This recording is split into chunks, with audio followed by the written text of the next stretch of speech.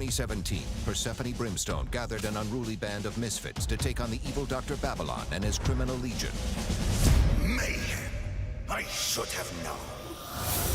These men and women escaped a life of certain oppression to the Soul Underground.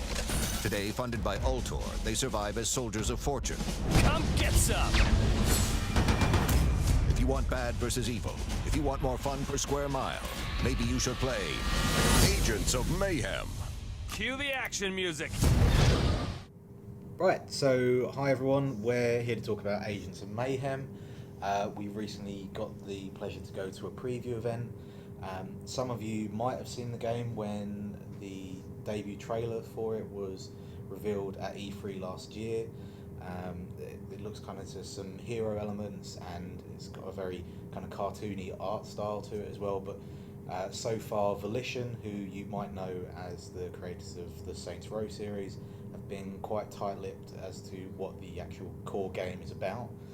Thankfully, we know a lot more. Ben, what's the premise of the game? Yep, so like you say, it's very sort of kind of cartoony take, kind of like the late 80s sort of thing, like mashup of like G.I. Joe and Real Ghostbusters kind of thing. So it takes place after Devil's Night, which is a night when a terrorist organisation, which is basically all the world's terrorists, formed a group called Legion, just set an attack and kind of devastated the world. So the Agents of Mayhem were formed as a kind of anti-hero group to get rid of them, and like the guy they're after is Dr. Brimstone. It's like archetypal bald villain floating on a disc. You have to go attack. So yeah, and it's just basically that's your end goal. That's the aim. Okay, and where's it set exactly? Is it within the sort of universe that they've got for Saints Row? Is this completely separate, or? No, so it's in the Saints Row universe. The setting, as far as we know for now, it's in Seoul, and that's kind of like the areas we saw. I don't know yet whether that's going to be entirely where it's based or whether, but it's a kind of really futuristic look sort of thing, kind of like Blade Runner, Ghost in the Shell style city with like holograms and stuff everywhere. Okay, and it's an open world. How big, have they explained how big that it's going to be, or? They haven't gone into details with size just yet, but on the playthrough I had, where I kind of wandered a little bit, it took me quite a while to drive around the section of the map we had, and I didn't find any barriers yet, so presumably it should be quite large. So there's an element to the game where you're driving around the city, so it's got to be reasonably big if you're in a car and you're going for long roads. And there's places to stop, there's things to see. So, and they've got collectibles at the moment. The ones we found were shards, which no one's kind of explained what the shards are for just yet, but presumably they'll be for unlocks later on.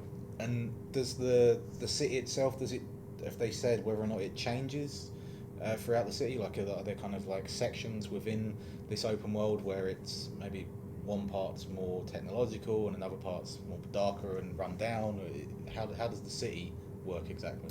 It definitely changes as you move around the map. So the two kind of sections I saw the most of, there was kind of a dock area with like the crates everywhere and you're just right near the sea.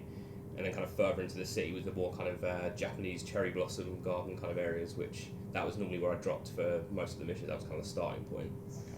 And is there like a base of operations for these agents? Is that the name of them? The Agents of Mayhem? Or? Yes, yeah. So there will be agents. You have essentially 3 every time you start a mission. So you have 3 in your loadout. But the starting point is the Ark, which is basically your base of operations. That's where you'll be when you want to set up before a mission, like get yourself ready, and then once you've got your loadout ready, you dive out and then you'll be dropped onto the map.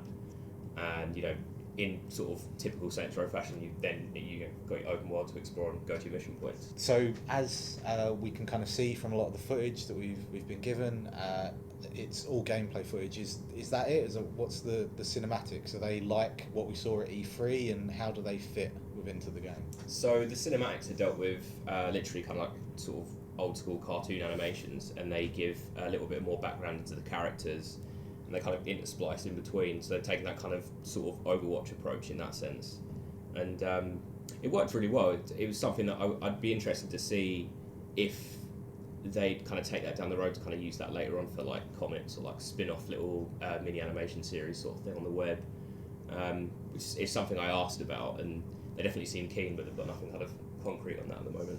Okay, sounds great.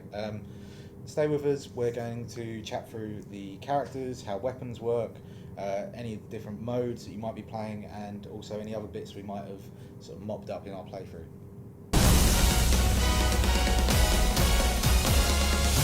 Next time on Agents of Mayhem. Shall we burn rubber?